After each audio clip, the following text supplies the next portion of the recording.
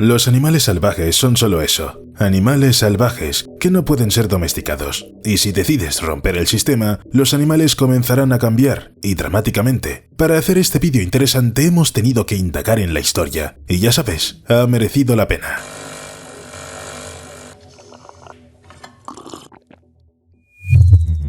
Atención, esta es la petición de like más discreta del mundo. No lo olvides, ponlo ahora mismo. Así que peces dorados. No se trata de algo que ya conoces de ellos. Al fin y al cabo, todo el mundo conoce a los peces dorados. Quizá las mascotas de acuario más famosas. Pero no siempre fueron tan pequeños. Es más, originalmente los peces dorados ni siquiera tenían su coloración característica. Fueron los humanos quienes los hicieron así, mediante una cría intensiva de más de 1 millón de años. 1000 años.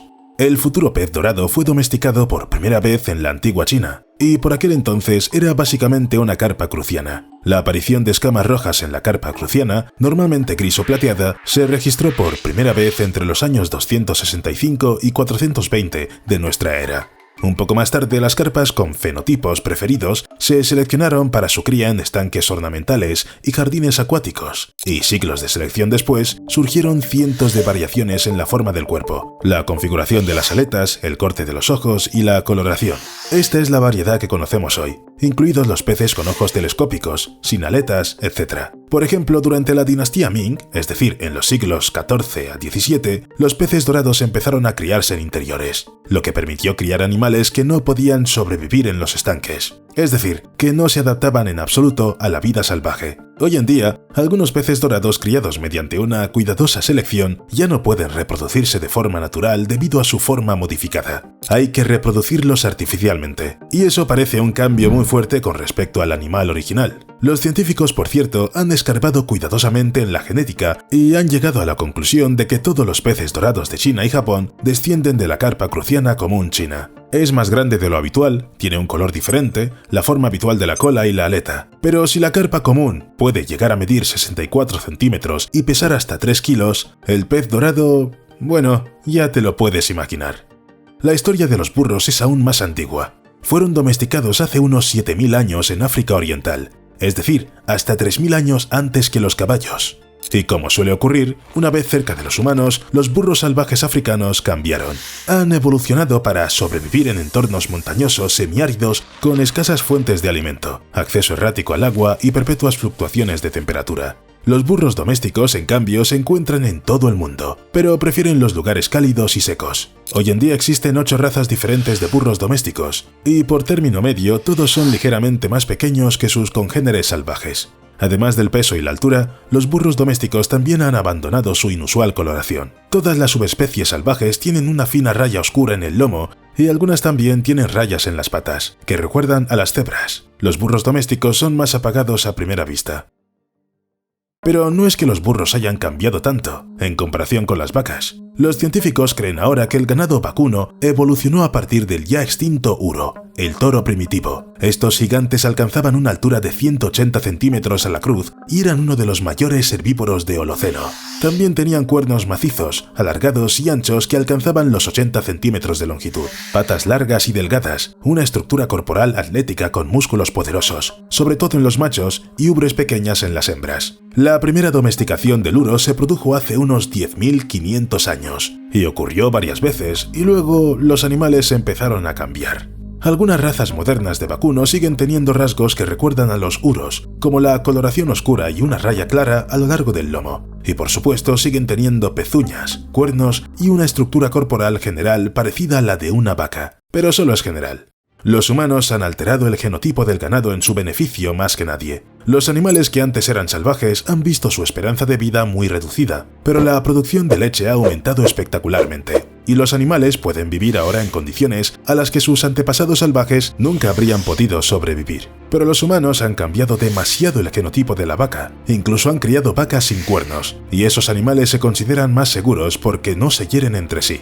Y ya no queda nada del físico atlético de los antiguos uros, especialmente si nos fijamos en las razas de carne, que se hicieron deliberadamente grandes, muy grandes, pero específicamente en términos de carne. Los científicos creen que algunos uros podían pesar hasta 1.500 kilos. En comparación, los toros Brahman, que se criaron en Estados Unidos para carne, pueden pesar unos 1.000 kilos. Las vacas azules belgas alcanzan a veces los 1.200 kilos, pero eso no se compara en absoluto con los uros. Todas estas vacas tienen un físico diferente y una finalidad distinta. Las cabras también la han tenido. Los científicos sugieren que las cabras modernas fueron domesticadas a partir de cabras salvajes en Asia Occidental hace unos 9.000 a 10.000 años. El proceso de domesticación aumentó rápidamente tanto el ritmo de desarrollo evolutivo como la diversidad genética de la población caprina. En la actualidad se han registrado 300 razas para diversos fines. Naturalmente han cambiado mucho, desde el comportamiento y la forma del cuerpo hasta la reestructuración de todo el organismo. A medida que se desarrollaron las comunidades agrícolas y los cultivos de cereales se convirtieron en alimento básico para humanos y ganado, las cabras desarrollaron resistencia a las toxinas fúngicas. Y hace unos 8.000 años, los humanos empezaron a seleccionar animales por su tamaño, fertilidad, forma de la ubre y color. Las distintas comunidades preferían distintos colores y diseños de pelaje. Ciertos rasgos destacaron y evolucionaron. Por ejemplo, los antiguos egipcios preferían las orejas caídas y la ausencia de cuernos. Básicamente, no se puede confundir una cabra salvaje con una cabra doméstica. La cabra salvaje tiene las orejas rectas. Muchas cabras domésticas de todo el mundo las tienen largas y caídas, quizá gracias a los egipcios. La cabra salvaje tiene unos cuernos característicos que se curvan hacia atrás con un borde afilado. Muchas cabras domésticas tienen cuernos en espiral, por no hablar de los rasgos lanudos. La mayoría de las cabras domésticas tienen los ojos de color ámbar, pero algunas cabras enanas nigerianas los tienen azules. La lista de variaciones continúa, y la gente sigue criando nuevas razas con nuevas características. La historia del pez globo también es bastante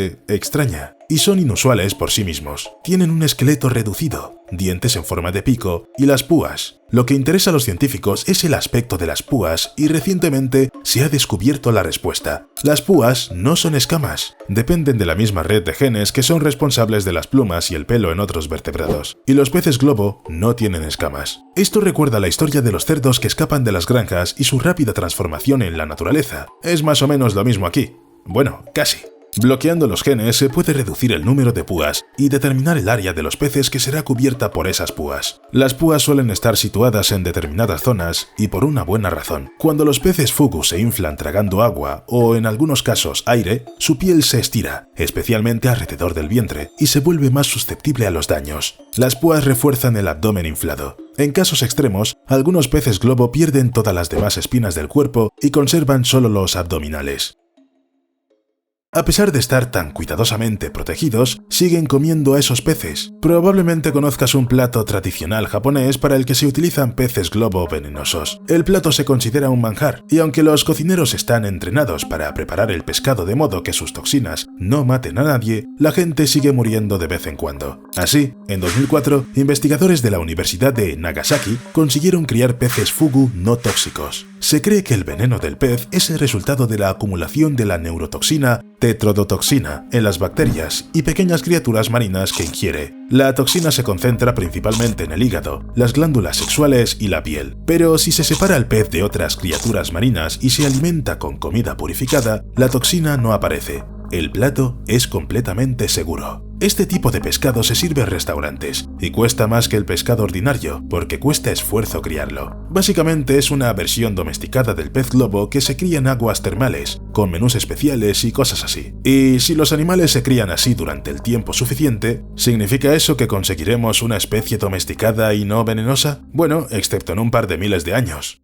Muy bien, los peces globo son animales muy específicos después de todo. Hablemos de algo más familiar, como de los caballos. Desde que dejaron de ser salvajes, la columna vertebral de los caballos se ha fortalecido notablemente para facilitar su monta. Los caballos pura sangre, sobre todo los de montar, tienen el cuello alto y largo, con una larga nuca. Y eso no es solo por belleza, como puede parecer, sino también por comodidad. Un caballo con un cuello así es más fácil de controlar. Y para mantener alto un cuello largo, un caballo necesita una cruz alta. Por supuesto, comparar caballos domésticos y salvajes plantea un pequeño problema, ya que los verdaderamente salvajes se consideran extinguidos desde hace mucho tiempo. Pero puedes fijarte en el caballo Przewalski. Tiene un cuello corto, bajo y caduco, y la cruz también es baja y poco prominente. Un cuello bajo puede ser cómodo a su manera, más cerca del suelo, más fácil de pastar. Los caballos domésticos, especialmente los pura sangre, no necesitan inclinarse así. También tienen las patas más largas y el cuerpo más ligero. Los caballos salvajes tienen las patas más cortas y una gran barriga.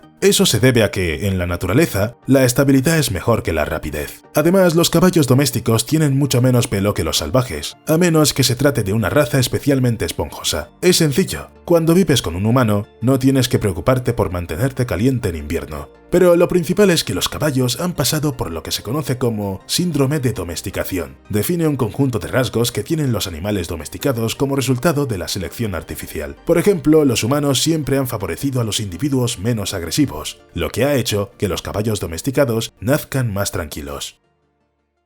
Por cierto, ¿sabías que el salmón es un pez casi en peligro de extinción? Es extraño, porque abunda en las tiendas, pero eso es porque comemos la versión domesticada. La historia de la domesticación del salmón del Atlántico empezó hace solo medio siglo, en 1971, gracias al científico noruego Trygve Hedrem y su equipo. Utilizaron la selección direccional para criar salmones con las características de producción deseadas, principalmente un crecimiento más rápido. El resultado fue que en 7 generaciones, es decir, 14 años, el salmón empezó a crecer el doble de rápido, y así siguió. Otra empresa ha criado salmones que se pueden criar todo el año, no solo durante 2 temporadas como en la naturaleza. Además también crece más rápido, solo que mucho más rápido que el de piscifactoría. Pero, como suele ocurrir, las peculiaridades hacen que el salmón domesticado no pueda sobrevivir en su hábitat natural. Así que, durante 15 generaciones de salmones cautivos, los peces ya han desarrollado ojos más pequeños, simplemente porque no se necesitaban ojos grandes. Es energéticamente costoso cultivarlos, y en cautividad una buena vista no sirve de nada. No hay necesidad de cazar o escapar de los depredadores. Pero si un salmón así esté en algún lugar del río, morirá de hambre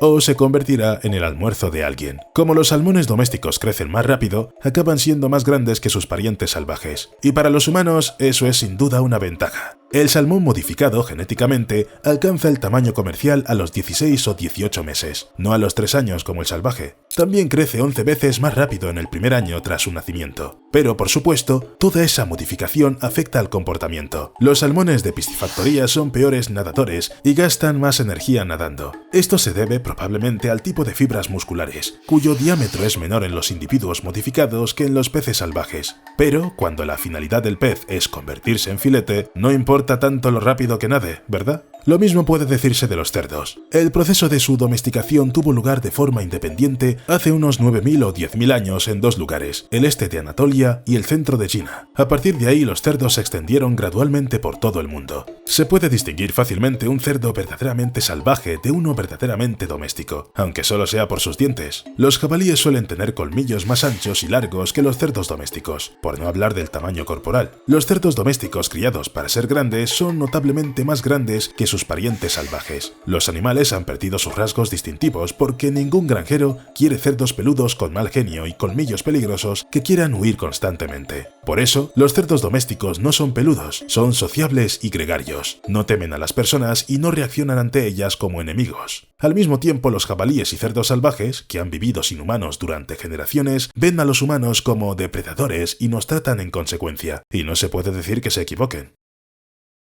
Además de ser más pequeños, los jabalíes son más delgados y musculosos que los cerdos domésticos. Sus hombros y cuello también están más desarrollados, y su pelaje es más largo y áspero. Hocico y colmillos largos, orejas pequeñas y cola recta con la punta tupida, cosas que no se ven en los cerdos domésticos. Curiosamente, a pesar de toda la domesticación de varios milenios, los cerdos domésticos siguen teniendo colmillos, aunque al parecer, ¿para qué los necesitan? No es que necesiten defenderse de los depredadores en las granjas. Tal vez sea porque los cerdos domésticos se han cruzado continuamente con cerdos salvajes, a veces a propósito, a veces por accidente, pero el resultado es que los genes de los parientes salvajes siguen siendo bastante fuertes, y esos genes susurran «crece colmillos, los necesitarás». Y para crear cerdos sin colmillos hay que dejar de criar cerdos con colmillos, es decir, deben elegir cerdos con colmillos pequeños o sin colmillos y empezar a criarlos solo a ellos. Teniendo en cuenta cuántos cerdos se crían en el planeta, cuánta carne consume la gente y cuánto dinero se gana en este negocio, ni siquiera hay que esperar cerdos sin colmillos. A los cerdos les da igual tener colmillos o no. Con los elefantes, en cambio, fue diferente. Entre 1977 y 1992, el 90% de los elefantes de Mozambique murieron porque la gente necesitaba sus colmillos.